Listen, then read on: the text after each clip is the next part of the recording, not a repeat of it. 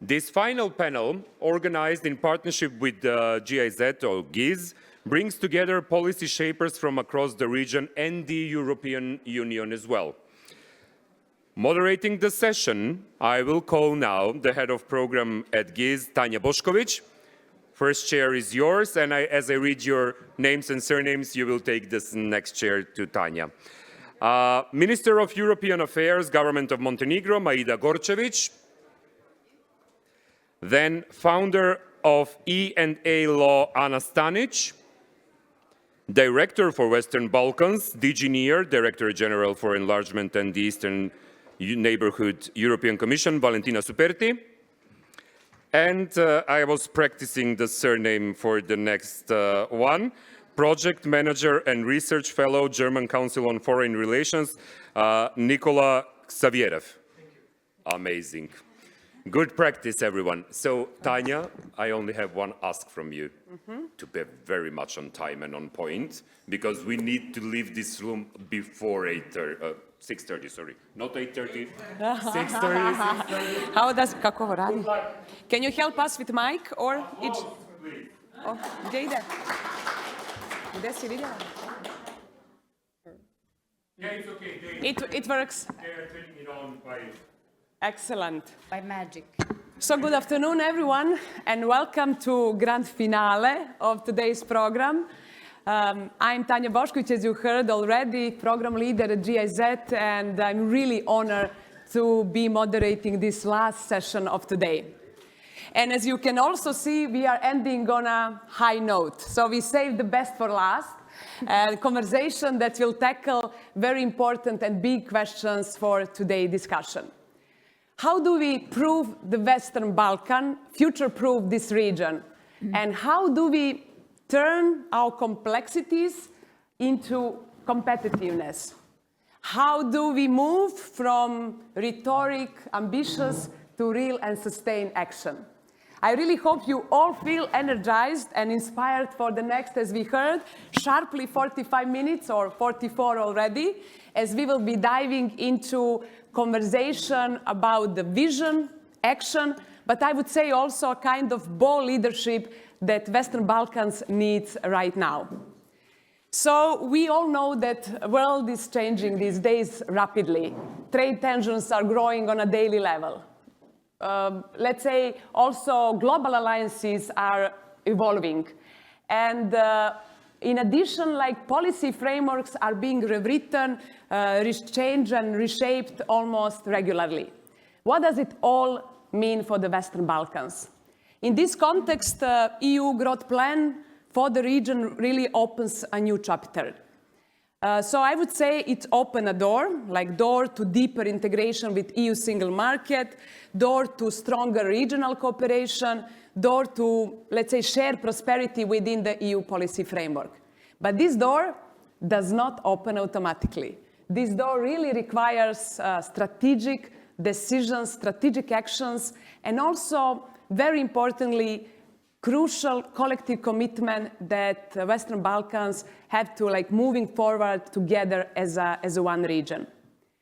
So this conversation will actually ask, and really we will be talking about what it takes to move from political promises, from political commitments, to real and concrete tangible results. And also, what needs to be done to position the region as a destination for sustainable investment and for the inclusive growth. So let's unpack this all together with this exceptional panel of leaders and thinkers. And if you don't mind, I will start with you, Ms. Superti. You travel quite a lot from, not only from Brussels, but from Podgorica. So let's say I will try then with you. And I would say, like, growth plan as such, it's not only about, or not really about funding and about money, even though very often perceived as a financial package. So I would say growth plan is rather strategic opportunity. And I would like to hear what would you say, how can Western Balkans really leverage this strategic opportunity, not only to accelerate EU accession, but really to build the true economic resilience of the countries in this ever-evolving global landscape? Yeah, thank you very much. Indeed, the landscape is even increasingly evolving, a lot of volatility, a lot of uncertainty, a lot of also negative trends worldwide, which I think in themselves make the case for the growth plan being the right instrument for the Western Balkans to find the stability, the security, and the wealth that so rightly the countries aspire to. So actually the objective of the growth plan is to double the economy of the Western Balkans within a decade. And so it's quite actually an ambitious plan, which has its, I would say, first objective really improving growth and prosperity for the countries and the citizens. And how is that happening? There are various dimensions. You mentioned already some.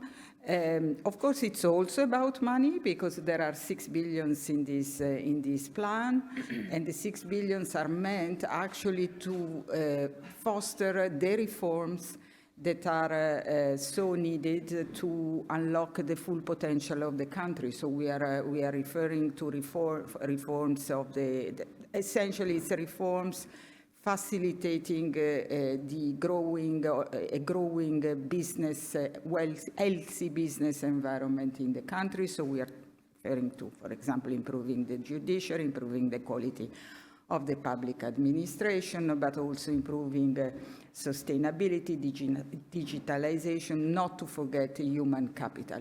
But also, crucially, this plan does provide for the countries an anchor to the European single market, which is, of course, potentially beneficial per se in terms of returns for the countries, but it also means actually for the Western Balkans joining the biggest single market in the world, because you know that the European single market represents 15 billion of value, represents 500 million citizens.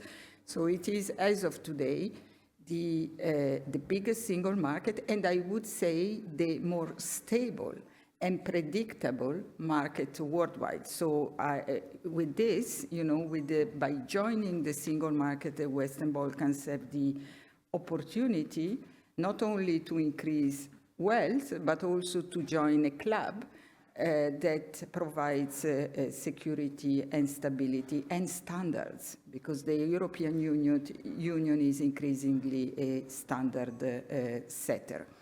So I would say this is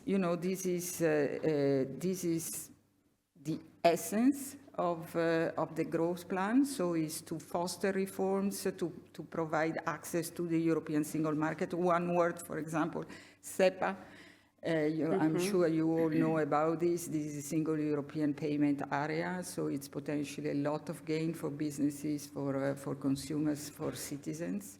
But it's also in parallel, and here comes your point, on how also perhaps this is a tool also to overcome difficulties within the Western Balkans, because the growth plan is also there to facilitate improvement in the common regional market. So there is also that dimension, which is, of course, again, economical in nature, but there is also a more, let's say, reconciliatory strand in it. So I would say for all these reasons, the growth plan does present a new opportunity for the country. It's a proposal of the end of last year. It's already in full motion. And based on this growth plan, we're also thinking of launching initiatives, for example, with the private sector, but perhaps I will come to that later on. Thank you so much. Thank you so much for reminding again that it's really a major opportunity, but political commitment must be matched with delivery. And that's why we now zoom in to a country which is really often seen as a front runner in the EU accession, so obviously Montenegro. So, Ms. Gorcevic, dear Majda, Montenegro is seen as a leader in the EU accession, but turning reforms in really concrete impact, it's never been easy. So how can growth plan really maintain this momentum and to translate those reforms into concrete benefits for people, for businesses, or actually simply what can single market integration really bring realistically to the table to Montenegro or to the region? Well, Tanya, thank you very much for the question. I really enjoyed your introductory remarks with very positive energy. And I think that I'm very satisfied also and honored to be among these great panelists. Well, very happy also to see Valentina here. Since just a couple of days ago, we spoke about the growth plan in Brussels, and the good energy is also because in upcoming weeks, we are going to have the first tranche from the growth plan, which is very important for us. So we can also see and spend some money in Montenegro, which is also one of the benefits of the growth plan. Having in mind that for more than 1 year, we spoke about the reforms, adopted reform agenda, and now we are implementing and having all these ticking the box of the reforms that are one of the tasks for the Montenegro. So yes, the political will is very important. If we don't have the political will, then you cannot have the adoption in the parliament, and this is not only the part for the government and one of the tasks for the government only, but we must and have all the political parties to be aware what the reforms are for the citizens and not only for the politics, but let's use the politics for some good so the citizens can see the benefits. When we are speaking about the growth plan, there is really the willingness, the commitment from the government of Montenegro and the whole society as well to feel the benefits for all of us. And I'm not only now speaking about the reforms on the short term, I'm speaking about the reforms that are going to build our capacities and that are going to not only to improve our institutions, but also to make this regional cooperation to work. And when I say the regional cooperation to work, believe me, it's not always the easy thing and the easy topics, but there is a lot of things that are really united us. And every couple of months we had the Growth Plan Summit organized by the European Commission that really bring the region together over the topics, and just some of them Valentina mentioned, for example, the SEPA, and really honored to say that, and really proud also on the whole team that was working inside the Montenegro. So in October 2025, officially we are going to be the part of the SEPA as well. But not only the SEPA, and there is plenty of other initiatives that are going to bring the regional cooperation much more stronger. That is important for us. And we always speak about the green lanes, but also one of the things that we didn't spoke enough, and really it is important, is also integrating Montenegro and the Western Balkans into EU digital single market. For us, this is also important because Montenegro had a lot of problems when it comes to the cyber attacks. We also had now we are opened a cybersecurity center for the whole region in Montenegro. This is something that is going to provide secure market for the Montenegro that will also be good for investments and also be good for the economic growth as well. And that this also comes not only to have the reforms for the reforms, but also to have the reforms inside of one very, very important topic and area that is also recognized through the growth plan, and that is the rule of law. If we have the rule of law, then you have the strong institutions, then you have the strong, not only the government, but the country, and then you will be how to say, friendly zone for the investments, and then you can provide economic growth that will be the long lasting.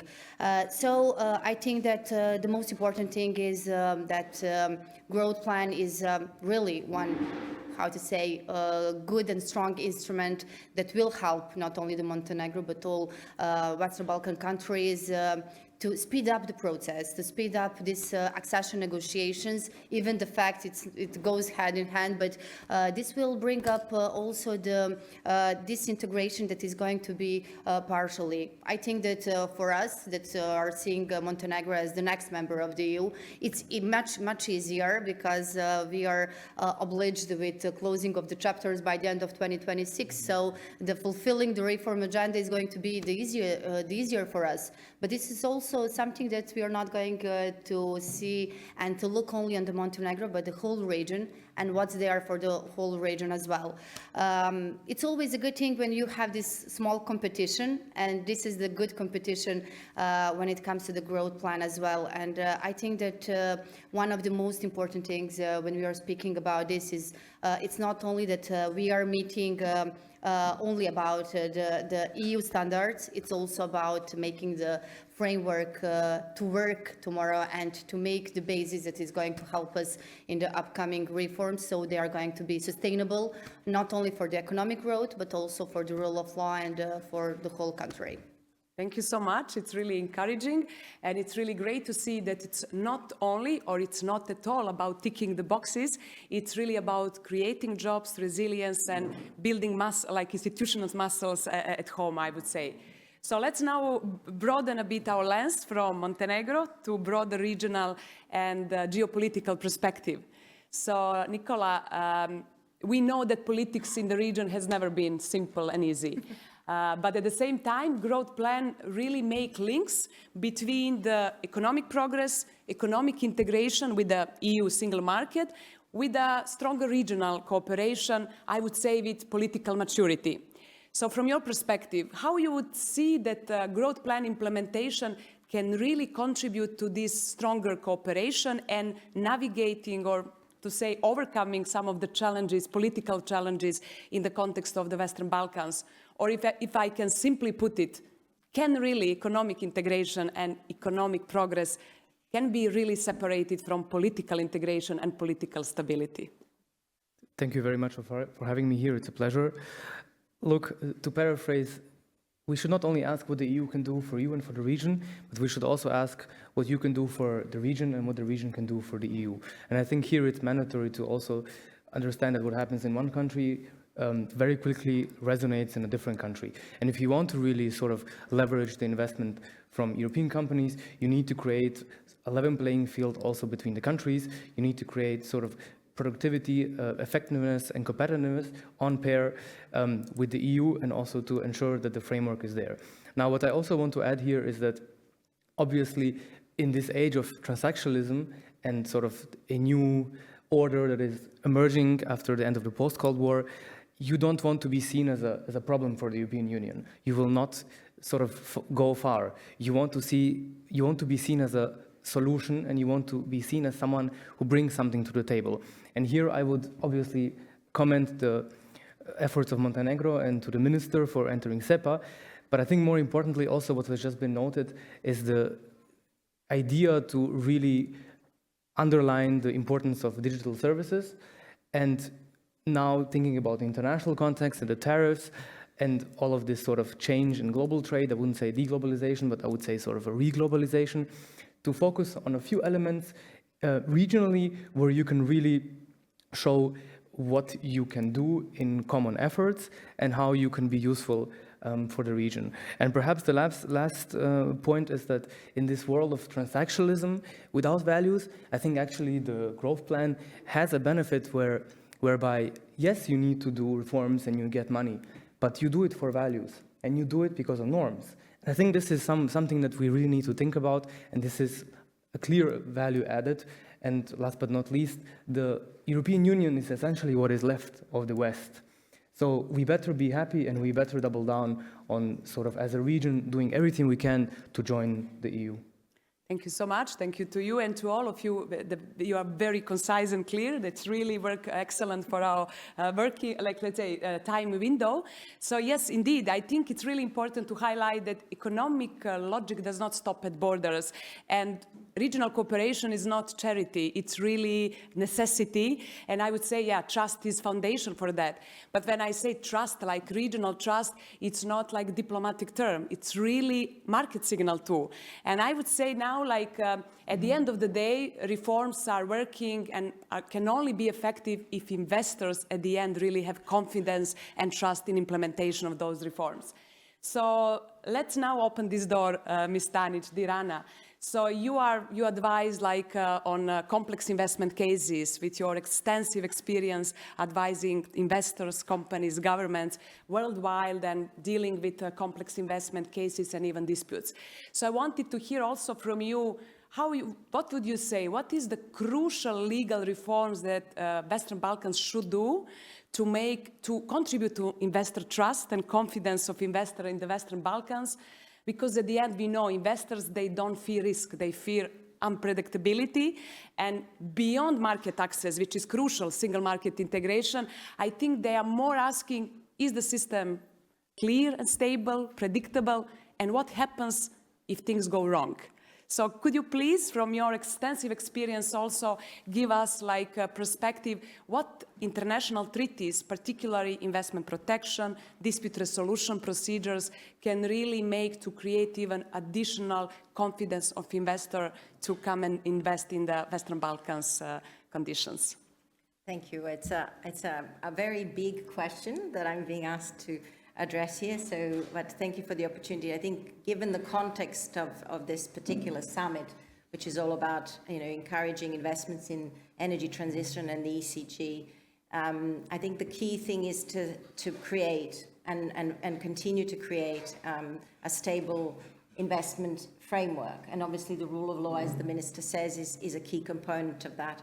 And so there's several pillars that need to be addressed.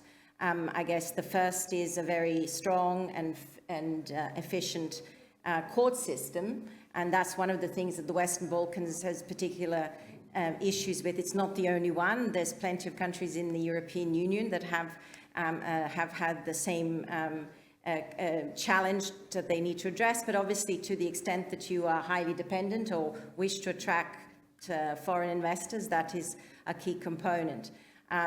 Another key component is obviously the investment treaties. Western Balkans have signed investment treaties that provide protections to investors. And so in the sphere of continued regulatory changes, and energy transition is going to bring about, and we have already seen, and we will see much more changes in terms of legislation, in terms of whether it's ESG requirements, but also in terms of new fields of investment. So that regulatory change in itself, which is one that the EU is seeing also a rapid changes in regulation, you need to counterbalance that with legal certainty. An aspect of legal certainty that investment treaties bring is that they provide investors with a mechanism, arbitration, to actually resolve those disputes with states in situations of where they have made investments within a particular understanding with particular conditions, and then those conditions change. It's that security that is crucial. So arbitration is not only a mechanism with respect to investor-state relations, but it's also a basis for resolving disputes, particularly cross-border disputes. So when you have investors coming from abroad, or just making investments, or even just contracts with counterparts in the Western Balkans, they will expect arbitration to be the mechanism for resolving disputes. That's a way of actually de-risking the investment. It's actually de-risking the investment not just for the foreign investor, it's also de-risking it for the local company. Why? Because actually, from a point of view of enforcing of court decisions, you don't have treaties, you don't have an ability to enforce, even as a Montenegrin, Montenegrin court judgment, or for that matter, any court judgment in another jurisdiction. What you do have with arbitration is effectively a mechanism called the New York Convention that allows you to enforce an award. So it's a mechanism, an important mechanism. Arbitration is an important mechanism that provides security for all sides. And so it is a very important tool. And so these are the sort of different aspects of the legislative or the investment framework that is key. And obviously the EU and the move to joining the EU is part of that de-risking of the investment. Thank you so much. Thank you very much for this, bringing this very important perspective that investment protection and transparent dispute settlement procedures are crucial for also contributing to the trust of investors. And also, yeah, we need investment, sustainable investors in the region. And also now talking about that, maybe let's get another reflection from each of you. Back to you, Minister Gorcevic. So now talking about money, investment and promises that growth plan really brings, and actually coupled with this financial assistance that we just heard, it's really substantial money and good that we're expecting the first tranche to come. So actually what Montenegro and what you can really do to translate this financial external assistance into let's say, long structural changes, not just, let's say, doing short-term fixes or some short-term relief, but really making some lasting change of the country with using instruments and money available within the new growth plan. So what concretely we can do? Well, Tanya, that's really a good challenge. That's really a challenge. We are focused on a short-term and a long-term goals when it comes especially to the accession negotiations. For the first time ever, this is a growth plan not only for the Montenegro, for the European Commission. And now we are also seeing how we can improve everything. So these reforms are not just short-time fixes, like you said. If we see them as a short-term fixes, and if we see them from today till tomorrow, then they are not going to work. Then we didn't do change our country or made anything that is going to bring us closer to the EU, and this is one of the main goals, except also with the regional cooperation. So when we are looking the wider picture, since we are ticking the box over the chapters, that also involves the reforms, the long-term reforms, not the short one, but the short-term goal now, finally, to speak after 12 years of negotiations, that we can see the end of that technical part. We are now thinking how system can work and how all these reforms and all these fundings that are coming from the growth plan can live longer in the Montenegro. And the first main challenge for us is also building the capacities and strengthening our institutions. This means also to have the experts in our institutions that can deal with all the challenges that we are dealing at this moment, but the much more challenges that are going to be in the future as the new member state. So I think that this one of the things that now we are also using the fundings, external fundings from the growth plan, and that are going to be used into the reforms, is also investing in our people. I must really tell that we are now facing with not having enough experts, while we are dealing with a lot of issues that are making life of the Minister of European Affairs much harder at this moment, because we depend on a lot of experts from the member states. And this is also a good thing, because all those experts will help our people here to recognize and understand better the situation and some of the fields that we are dealing at this moment. But still, this is something that is really a problem for not only for the government, but also this is something that on the local level we see this as a problem as well. The second thing that also is very important for us, that now we make a transparency when it comes to the growth plan, and also using all the money that is coming from the growth plan, European Commission. So this is also when it comes not only about the trust between us and we never do anything for the money, to be very honest, but it's really good when there is money on the table.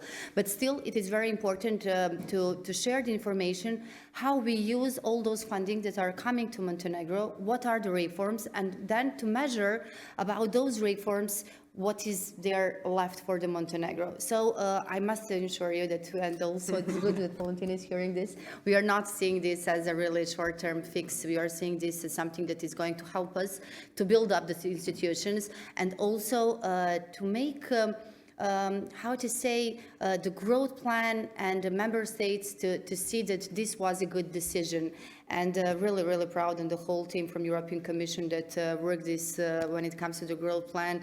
And I'm always happy to speak about this topic, especially when this is also good and easy to communicate with the citizens, because they see the beneficiaries from the growth plan as well, not as much from the closing of the chapters, which is the hardest part.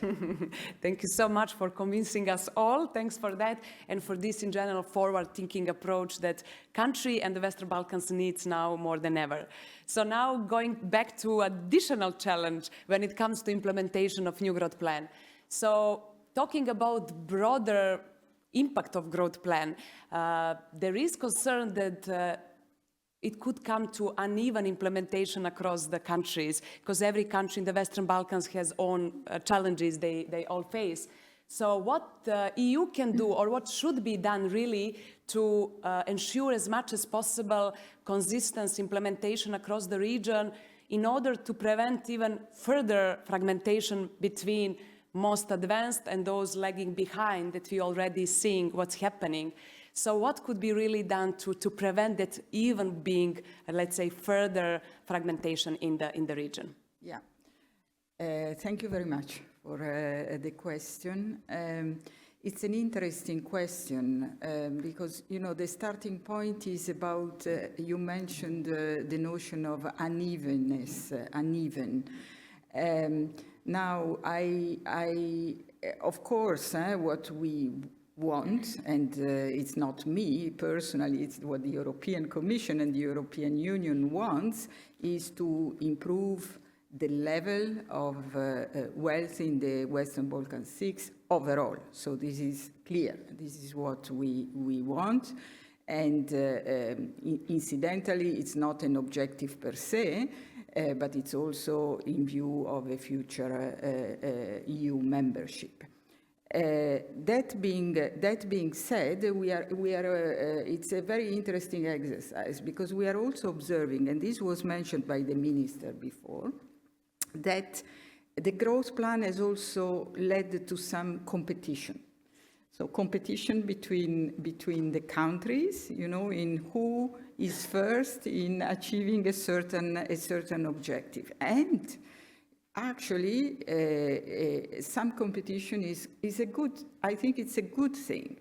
And of course, a competition may lead to a certain extent to some unevenness, but the point is that the competition brings improvements. So I would also, you know, want to see the growth plan as a way to improve through competition, through healthy competition. That being said, we have, I think, foreseen in the growth plan mechanisms that try to correct those potential imbalances overall as a result. And I'm referring, for example, to the condition that, so it's about conditionality, essentially. So the condition that we are putting in the growth plan, that progressive access to the European single market should be conditional on parallel progress in the common regional market. In other words, it's only if the Western Balkans 6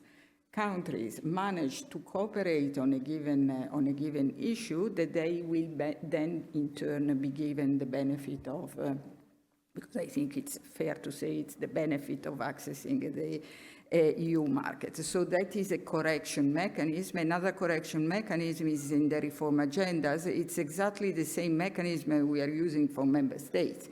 So it's ex-ante conditionality, meaning that we try to have these reforms done through a ex-ante conditionality system for all the countries that have committed to the reform agenda. And then perhaps this is the moment for me to actually very briefly mention also linking it to the investment, to the investment opportunities. Of course, all this is about public investment, and it's public investment, and it's also regulatory alignment, is achieving EU standards, etc. But at the end of the day, what we also want is to really work even further on improving the Western Balkan 6 business environment to an extent that also private investors are actually encouraged and willing to come to the region. And it's for this reason that now we are complementing the work under the growth plan with a new strand focusing also on attracting private investment. We are launching a call today as we speak, you see. We are, so timing is good. And the objective is so I want to draw your attention to this call that we are publishing. And actually the objective is to attract as many investors as possible for the 6. So it's for the 6 Western Balkans. However, thinking of topics and themes that are key for a sustainable growth. So digitalization was mentioned, is one of these topics. Renewable energy is another one of these topics. It's also about, developing a sustainable tourism, which is very important for the region, but it's also about integration of supply chains, but it's also about critical raw materials. So these are broadly the elements. Thank you so much. Thank you also for using this moment to also to inform about launching this today. That's really timely. So that's a great information.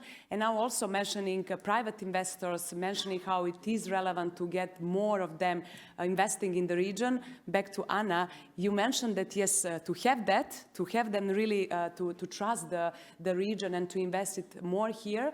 You said that yes, investment protection, dispute resolution is really crucial, but at the same time, we know that those clauses related to the dispute resolution are very often negotiated less carefully, to be say, or last minute.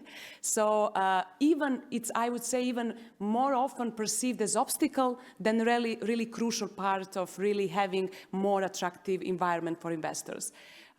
From the international good practices, what would you say, what would be beneficial for Western Balkans to learn from some good or best cases, examples that are internationally available? Well, I mean, I think you have to put it within a broader context because obviously arbitrations or for that matter, projects take place within an entire investment environment. So I think, I'm involved in a number of initiatives in the Western Balkan region in actually building that capacity. So it's starting from building capacity in the courts, making them much more acquainted with foreign investments, making the ministries, the local municipalities aware of what their obligations would be under the investment treaties, what their obligations are with respect to investments, what it is mean to sign a contract, those kind of things. Those are very important things, and we are, there are initiatives already now in trying to do that, to which of course GIZ is involved in and are the organizers of this very conference.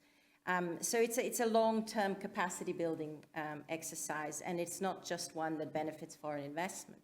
It's also something that benefits the entire a community. So it's a process that should have the buy-in of everyone. So that is key. And of course, having the experience in terms of drafting contracts, that's another thing that needs to be given emphasis to. But ultimately, it is really about realizing that and creating an environment of trust, which is what we talked about at the beginning, where there is sufficient confidence that contracts will be honored when signed, but obviously also that contracts are signed in a very transparent way, so that then there is not criticism from the population of contracts being signed behind closed doors, potentially corruption and so on. So it's a complex exercise, but it's certainly something that can be addressed, and it's something that the Western Balkans, in fact, are doing quite well. I wouldn't say that the Western Balkans are particularly bad. In fact, in terms of investment claims that have been brought against countries in the Western Balkans, they have on the whole been successful in defeating them, which means that the actual the claims were not justified, and which means that the investment environment is actually much better than it is necessarily perceived as. And I think that's part of the thing that we want to do, is to build that confidence, so that the perception perhaps that the Western Balkan has as not really being a safe place to invest is actually, it needs to be countered.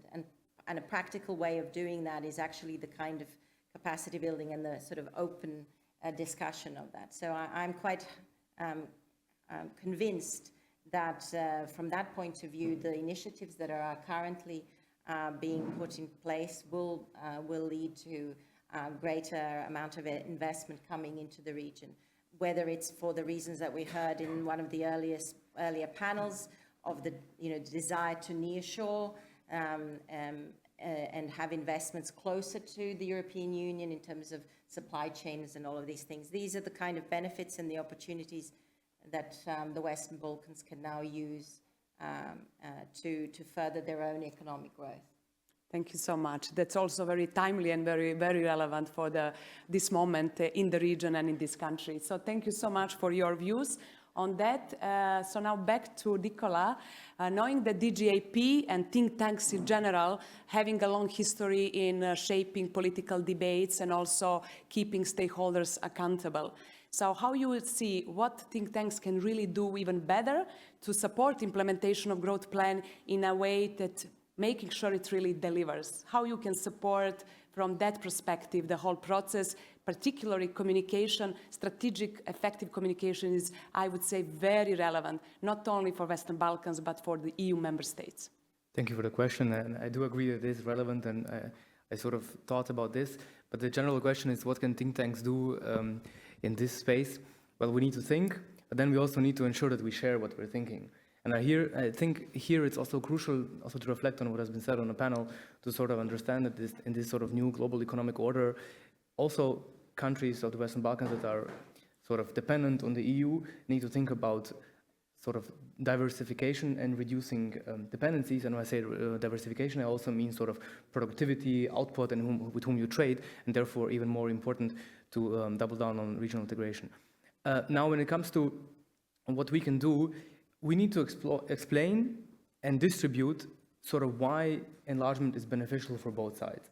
And we don't need to do it in a way where we are sort of advocacy building and doing that, but we need to sort of map the broader context and explain what are the concrete benefits, and also look at different sectors and states across the Western Balkans and understand what are the priorities. And it breaks also my heart a bit to have to mention the accidents in Kočani, in Jablanica, and in Serbia, in Novi Sad, but those are not sporadic accidents, those are also sort of more systemic problems, and I think think tanks can also understand where the region is moving and what the problems are.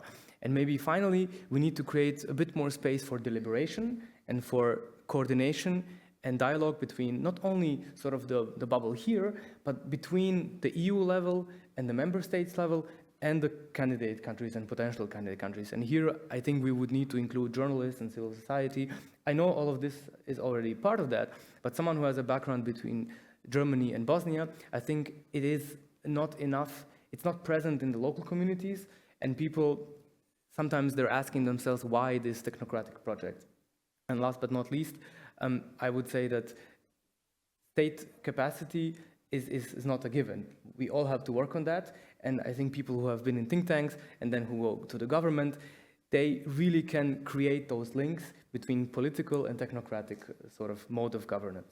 Thank you so much. Yes, indeed. And I think it's very important reminder to be understood that, yes, accession of Western Balkans, it's not one-way street. It's really mutual opportunity for both sides. And what we are observing already now in this strategic partnership for energy sector, critical raw materials, minerals, critical medicines, that's what we already have on table to see that it's really beneficial from both sides. And that's why we think that, yes, communication also in the EU member states is absolutely relevant.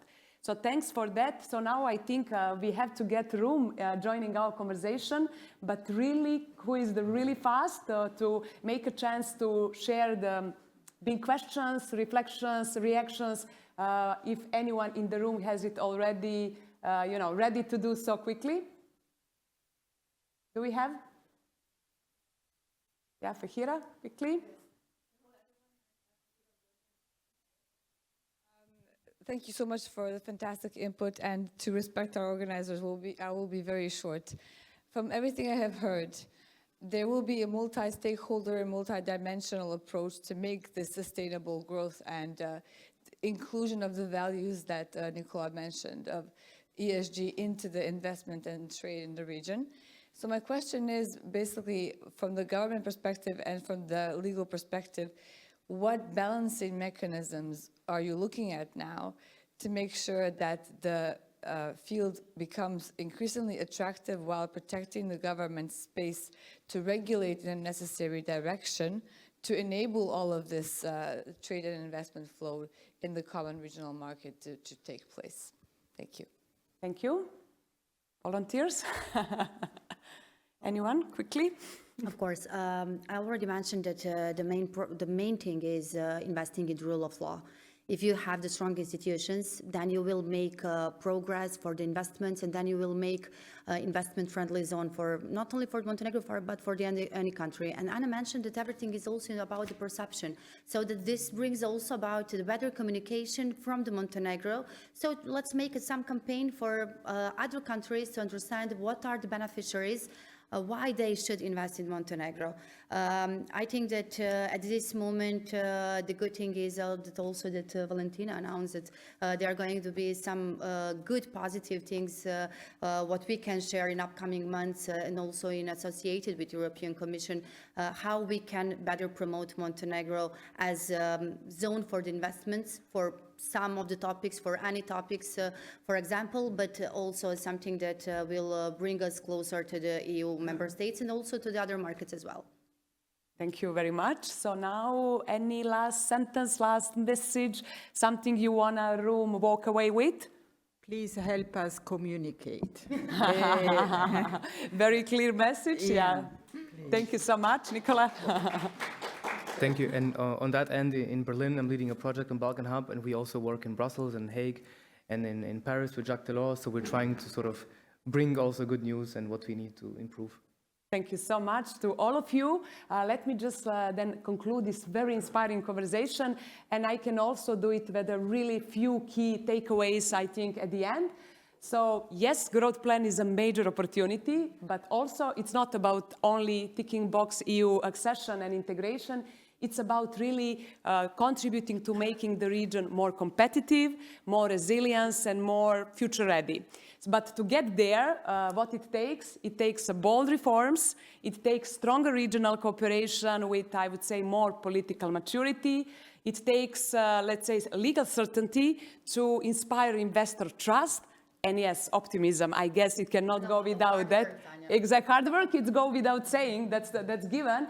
But I guess optimism, but not naive optimism. I think in times like this, optimism, it's not gut reaction or emotion. It's really a decision and choice we make when we invest in people, when we invest in institutions, when we invest in the long-term progress. So I think kind of a choice that takes a courage. So I would say let's make this choice together through this plan, through our work, through every decision that follows. Thank you so much to the panelists, to everyone. So, punto. That's it. Thank you. Thank you very much.